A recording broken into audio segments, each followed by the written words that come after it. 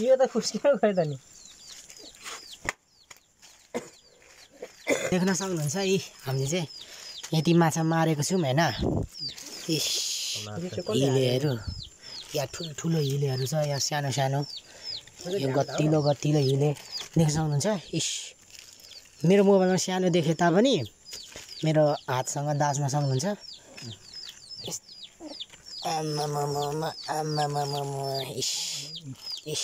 यो चाहिँ हामीले उप्सेर मारेको हो देख्न सक्नुहुन्छ इस यत्रो दुवाली छेकेर सेती माछा यो पनि परेका झुक्कला माछाले सेती माछा खेत खन्नेलाई ल अनि कस्तो छ भने यो चाहिँ हो टङ्ग्रे माछा हैन भोलि गएर भक्कु चाक होला अनि हिले यस्तो रहेछ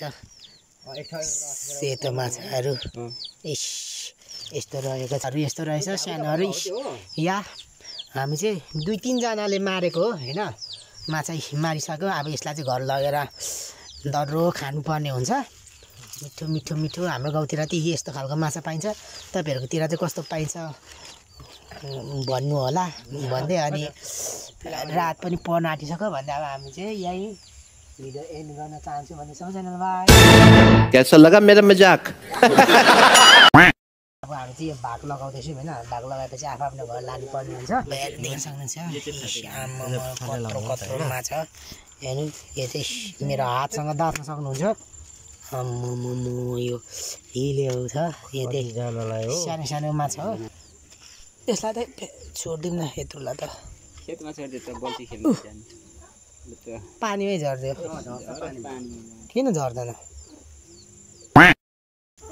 आमा भ्यागुताको बच्चाहरु कति धेरै भ्यागुताको बच्चाहरु कति धेरै के भनेको थियो तपाईले मारेर हैन ज्योति मगरको दुईटा टिक्रा पुरा त च्याटियाको टिक्रा आइन्छ भने thank you so much I love you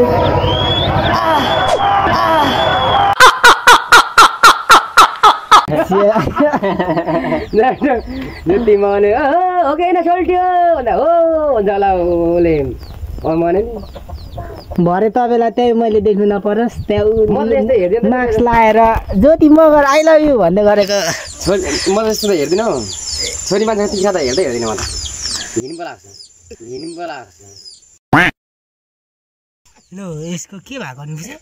भुरी बोकेको क्या यसले भिडियोलाई ताने जस्तै हान्नु इसे देख्नुहुन्छ यो चाहिँ भ्यागुताको बुढी यो चाहिँ भ्यागुताको बुढी बिल्कुल चुप अब भ्यागुताको बुढी हैन यसले चाहिँ अघि त माछामा हामीले मार्दा त्यो भएको सेकेन्ड भएको यसले चाहिँ भुरी बोकेको छ है यसले भुरी बोकेको छ ठुलै उठाए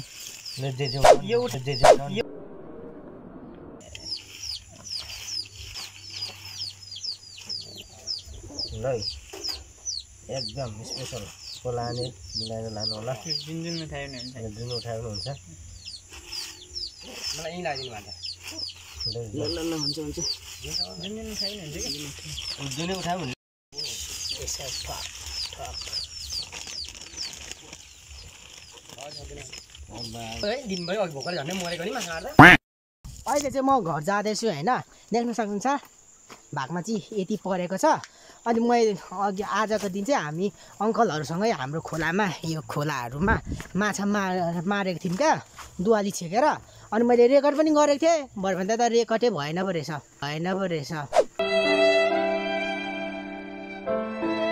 त्यो कारणले त्यो मारेकोहरू चाहिँ देखाउनु पाइनँ तर अब धेरै नै मारेको थियौँ है उप्छेर क्या ठुल्ठुलो ढुङ्गाहरूमा दुवाली छेकेर मारेको त धेरै नै भएको थियो मेरो पहिलोचोटि सबैभन्दा धेरै माछा मारेको मैले यही हो अनि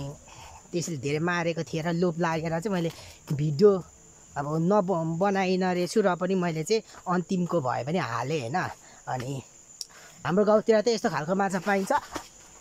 तपाईहरुकोतिर त कस्तो खालको माछा पाइन्छ भन्नु होला भन्दै अनि यो भिडियो चाहिँ यहीसम्म भन्ने सबैजनालाई बाई।